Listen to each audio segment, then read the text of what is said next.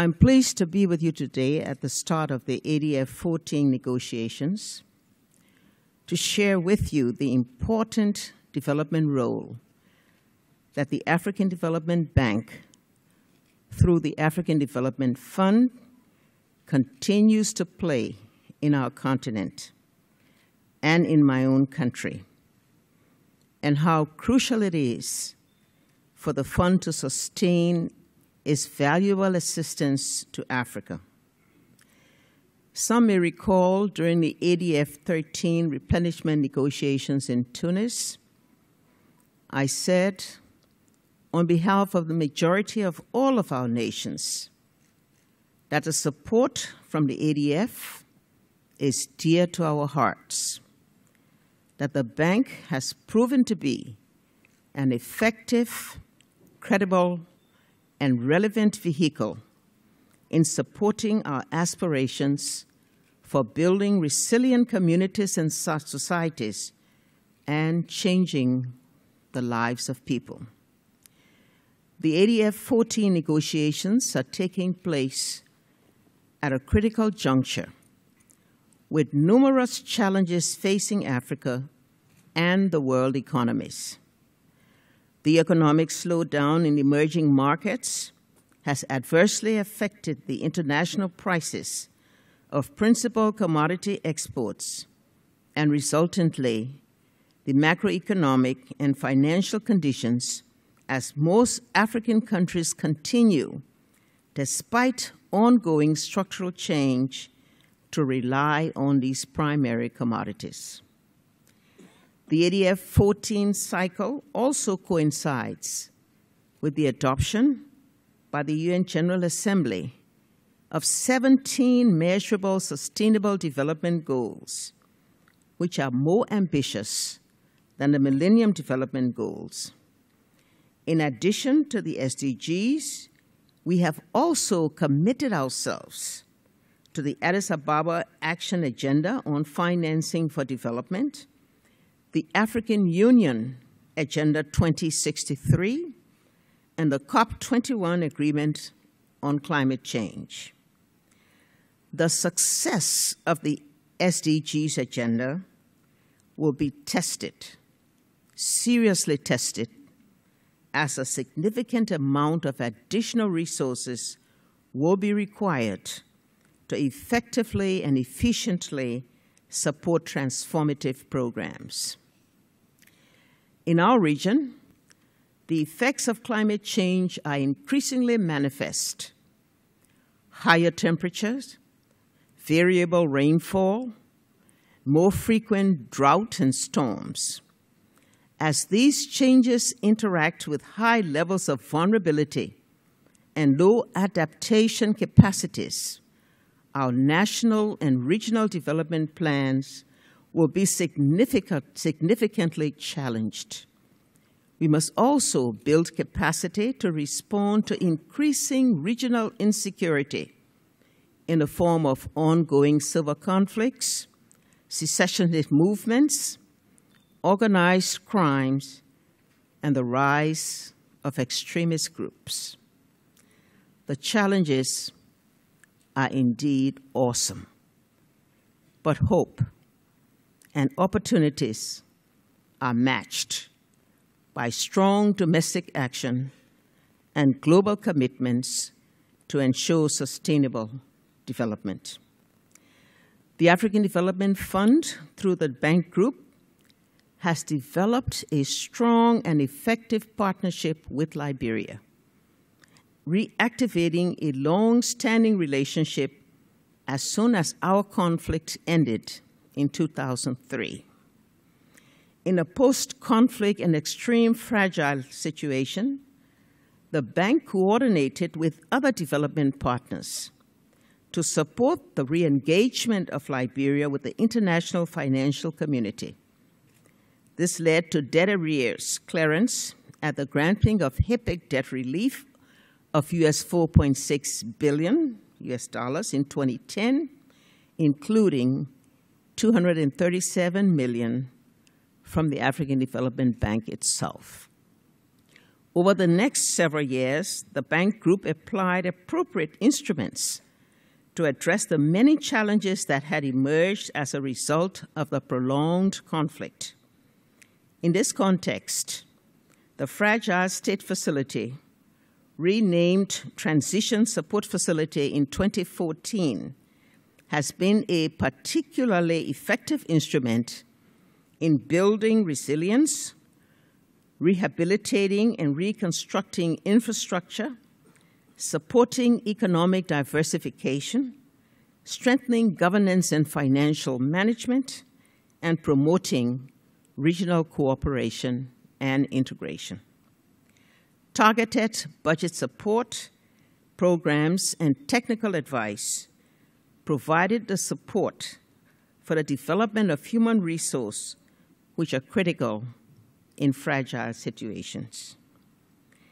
Allow me to highlight a few of the operations in which the bank with other development partners have been successful in changing the lives of the Liberian people.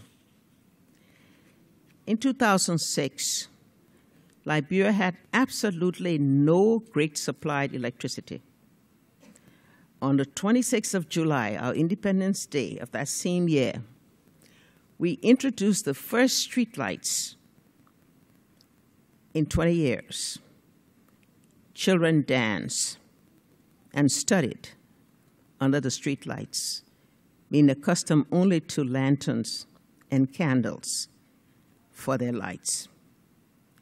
We have made progress since then, and with support from partners, I am pleased that over the next 2 years, Liberia will increase its energy production from the current 23 megawatts, and many of you will probably shake your head at that also, that's available in 2016, to add extra so that we'll have 118 megawatts in the next year or so. But that's a 5-fold increase, as small as it is. Bank projects funded by ADF and TSF are supporting transmission and distribution, reaching outside of Monrovia to various rural areas, including Liberia's southeastern region. In this regard, we expect that the increase in electricity will come from regional programs, as we are today receiving electricity from La Côte d'Ivoire that's now bringing to 18 of our rural villages some amount of electricity, something they've not seen perhaps in their entire lives. Beyond energy, moving from a situation of few decaying paved roads 10 years ago, we are improving our road network to connect our counties and communities, creating economic opportunity and prosperity. When we can travel quickly, cheaply, and comfortably from one country to another, it offers us a new market. When we can move within our own areas from one county to another, it creates new domestic markets. It also means that we can access health clinics and schools. Liberia has some of the world's highest rainfall, which means that an unpaved road becomes unnavigable in our rainy season. This effectively cuts off rural areas from the capital. Lack of paved roads and access have particularly been a major impediment in reaching some rural communities during the Ebola crisis. The Bank Transition Support Facility has supported paving a key road in Liberia's historically excluded southeast. The road, which has linkage to La Côte d'Ivoire, will help bring visible benefits and improve the quality of life of Liberians in the southeast. I have seen the unspeakable joy when a new road reaches an isolated village and people see vehicles in their towns for the first time in their lives. This creates hope, and hope helps to ensure peace. The importance of clean water to health and to the prevention of infectious disease is well documented.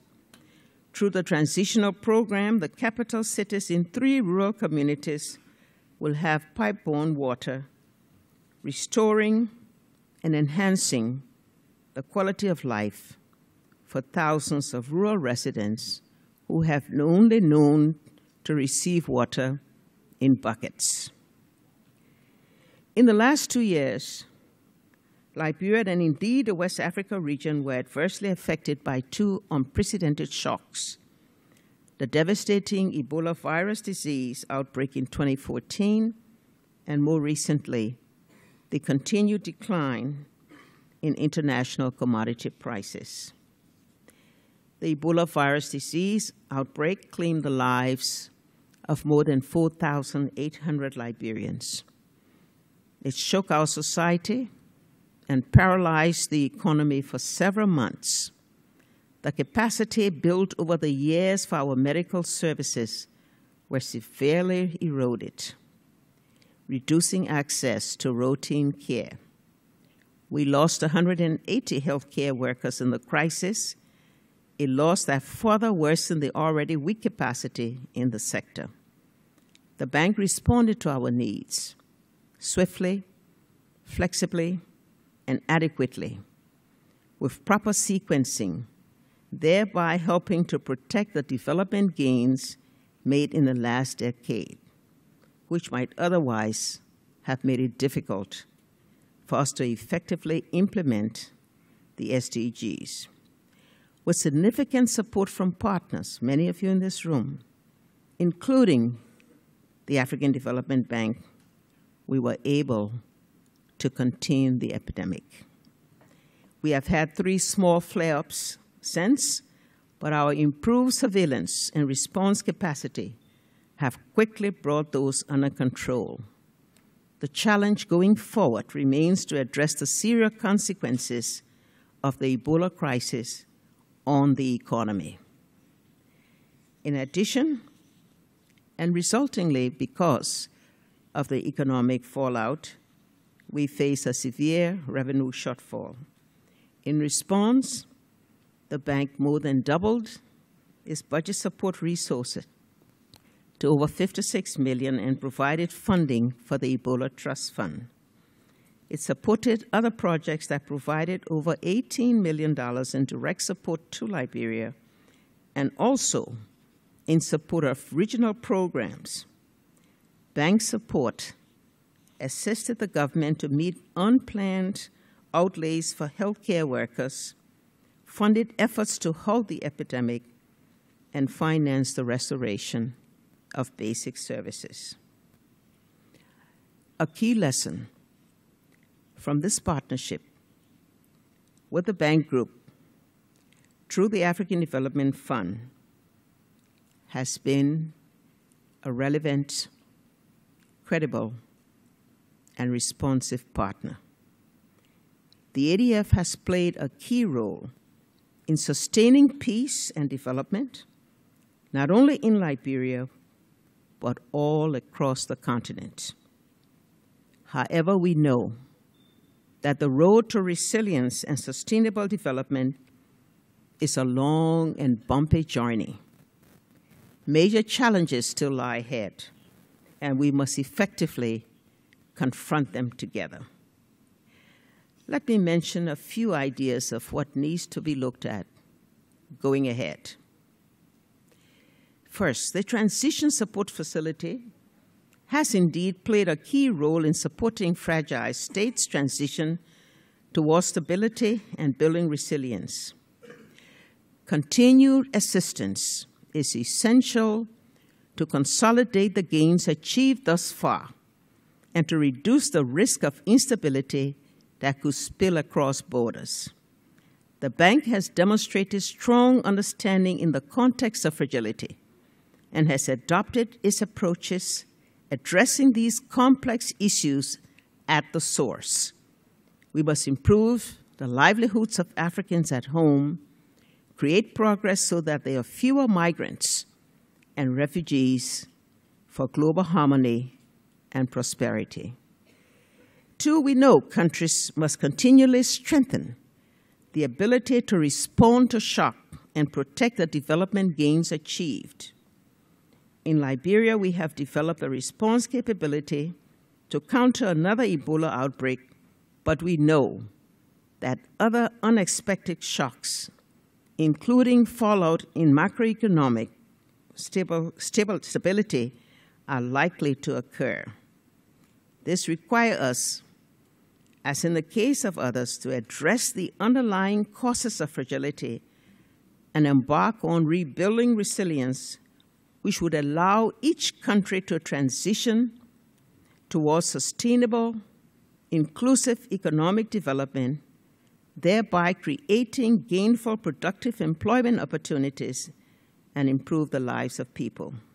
This, in turn, ultimately reduces the risk of future conflicts. Third, transforming and diversifying African economies is critical for building resilience and ensuring sustainable development. A growth model based on unprocessed commodity exports is no longer sustainable. Indeed, we need to enhance our business environment, attract foreign direct investment in non-extractive sectors, increase productivity in agriculture, and enhance value chains in key productive sectors. This will improve incomes and employment, food security, and put us on a path toward more sustainable growth.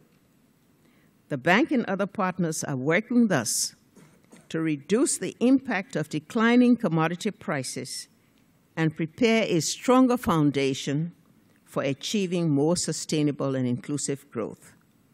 In this regard, the key binding constraints to improve business environment and public service delivery continues to be weak energy and transportation infrastructure. In Liberia, we continue to work on this, prioritizing interventions that will support the sectors that will enable us to achieve the transformation from extractive industry into agriculture. Fourth, infrastructure gaps remain huge. Despite progress made, and financing needs far exceed the capacities of country, particularly those in fragile situations. To transform the Liberian economy, we know that we need roads, bridges, energy. We will continue to work at improving the large infrastructure deficit. An example, again from the bank, our road from Fishtown to Ganta, which represents the extension of the segment which the ADB supports, is about 350 kilometers, will still need to be paved. We have secured funding for the first lot, but will continue to require additional assistance if we are going to reach the many farmers in the rural areas who will benefit from the bank's support in agriculture. We know that our massive infrastructure needs can lead to a significant debt burden, and that the drop in commodity prices, which has affected our medium-term growth outlook, increases our risk of debt distress, which today has remained low. I just would like to point out that in our own debt strategy, we require that any new borrowing is undertaken through a debt sustainability analysis to ensure that the debt threshold under approved fiscal rules and agreed limits under the IMF program are not breached. The bank's group for the ADF Regional Operations Envelope has been critical in supporting the bank's ambitious regional integration agenda. For many African countries, regional solutions in the provision of public service, particularly for regional transportation networks, are more cost-effective and provide better service than national programs. In ADF 13, Liberia benefited from several of these programs in both the electricity and the road sector. Today, they are helping to connect Liberia with our neighbors in the Mono River Union countries, Liberia, Sierra Leone, Guinea, and Côte d'Ivoire, and also internally developing a diversified economy and agriculture value chains. We're going to ask you, deputies, to please consider increasing the resource envelope of regional operations, which have the multiplier effect that will result from the scaling of comparative advantage operations. Why do I ask for your support to the ADF and the ADB? First, I'll repeat what many of you may recall I said at the ADF 13 replenishment. Simply, we trust the African Development Bank. Second, the bank has a strong track record. I've spoken at length about the experience of Liberia with the fund. The trust is solidly anchored in a strong record of support. Third, we face significant challenges, and the African Development Bank, African Development Fund, has a credible plan. We have been very impressed with the dynamic leadership, vision, passion, and drive of the new president, Dr. Adesina. He recently visited us in Liberia, and we greatly benefited from his hands-on approach to development.